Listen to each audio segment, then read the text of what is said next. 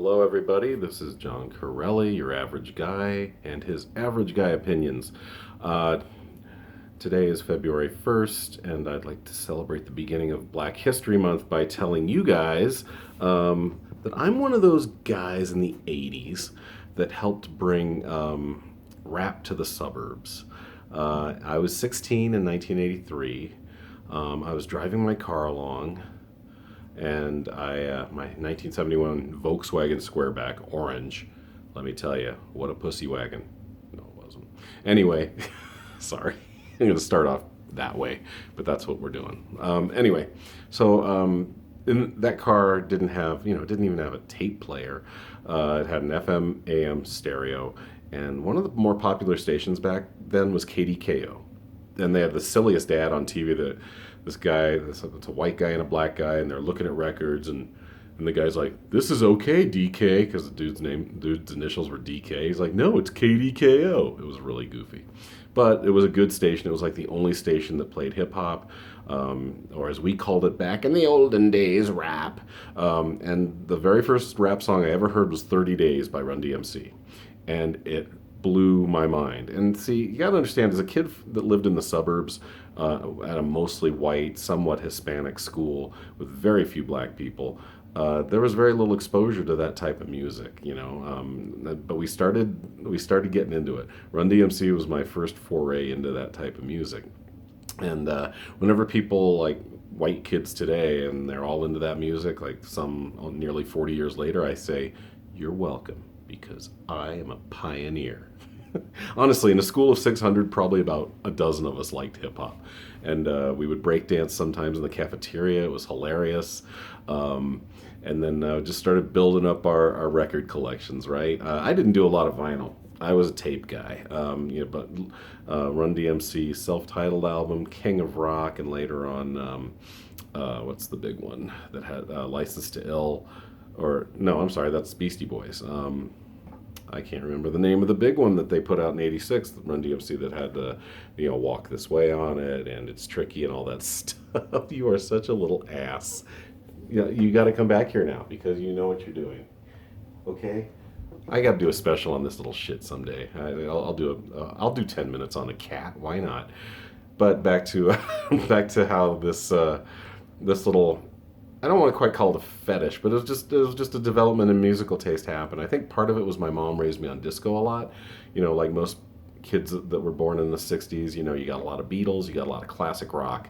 But my mom was really into disco, and she liked to dance. We'd actually disco dance together in the living room in the '70s. That was a lot of fun, and so I got got a little bit into to funk and disco, and that kind of led to wanting something different. At my school, everyone was into '80s pop. Everyone was into Madonna. She was just starting to come out. People were into the Police. All the standard bands that were popular in the early 80s, we were all into that stuff. We loved the radio.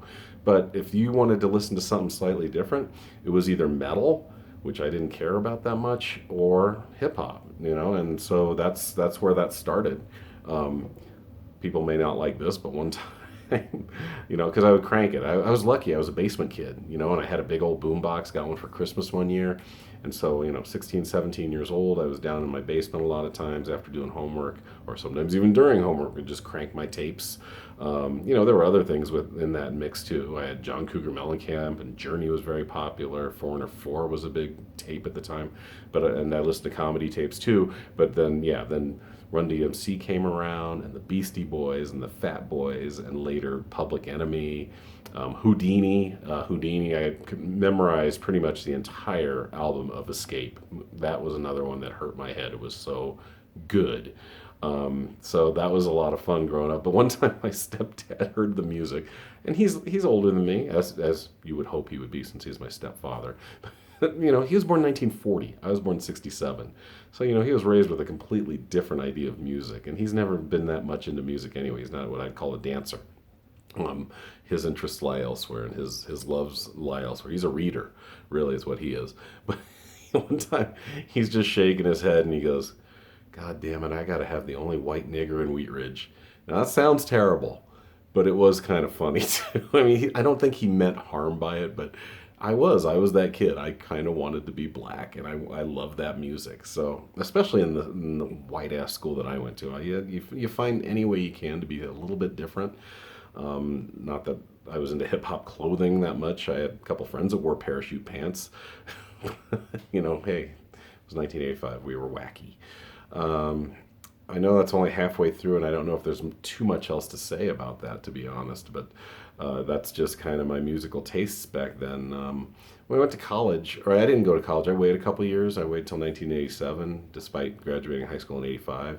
I had to take my lumps in retail for 2 years before deciding that, yeah, I need a piece of paper because I can't have, at 18, 19 years old, I can't have 24-year-old power hungry dipshits telling me what to do just to tell me what to do because they're assholes and they're already angry with their life at 24. So that's when I got into school, and that's when in 1988, I started living on my own. So that was cool, and I started going and visiting my friends in those retail years because retail sucks, and so on the weekends I would drive up and see my best friends Troy Hunt and Chris Miles up at UNC, and that was a lot of fun. And I was lucky enough to be one of those. We were grandfathered in before the drinking age for everybody went to 21. We were allowed to drink 3-2 beer, which gave us access to everything really. But from if you were born before, I think some like July of '87, July of '88, something like that. Um, or excuse me, if you would have turned 21. So you had to be born like I think it was maybe July of '69, something like that. Sorry, this is going off the rails a little bit, but I was just lucky to be one of the last vestiges of people that was legally allowed to drink um, at age 18. And boy, did we drink. My favorite thing to do was get two 32-ounce Miller High Lifes, buy them down here in Denver for like $4, drive up to UNC and party with my friends. And then, of course, that would just get you started, And then, like I said, there was free flow of all kinds of different alcohol up there. It was college. It was the dorms. It was a party environment. I had so much fun up there so many times. And if you scratch me or bite me, I'm gonna throw you through the window. Stop it.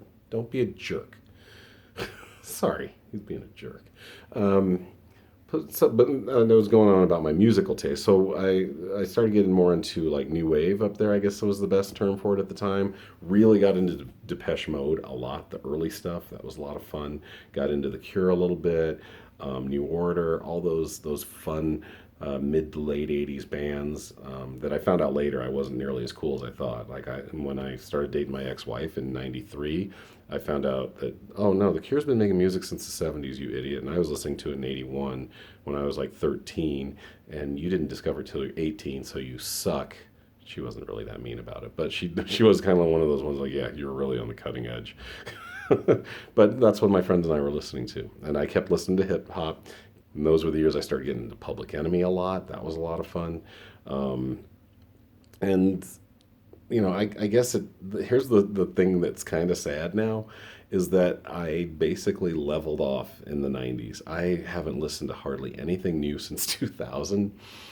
Part of that happens, I think, because you become a parent. You might not. I mean, I was a parent. I became a parent when I was 30, and then we had our second child when I was 37. And you mellow out. I mean, if everyone's like, or not everyone, but a lot of people say, well, my kids aren't going to change me. They fucking should. Yeah, you should be a good, different person if you weren't in the first place. And child rearing should change you. You shouldn't just be the same party animal you were before, or not cover up your electrical outlets person you were before, or maybe, child proof some cabinets that have poison in them that you were before. You need to fucking change because you are responsible for a tiny human life that depends completely on you. So yeah, you need to change, jerkweed. Um, I don't know. And we went from hip hop all the way to this, but yeah, I'm gonna maybe try to get into new music, but I don't know. I'm kind of happy with where I'm at, and thanks to YouTube, you can go anywhere, and Spotify and things like that. You can go anywhere and get music. Dante's into the '80s stuff. We dance to it a few times a week, so I don't balloon up to 300 pounds because I eat like an animal. And there you go. I don't know. That wasn't my favorite episode. I'll try to do better tomorrow on Groundhog Day, which is something maybe we can talk about because it's a stupid holiday. So there you go. I hope you guys have a great day. Have a happy February and happy start of Black History Month. All right. Talk to you next time. And this was episode 32. Bye.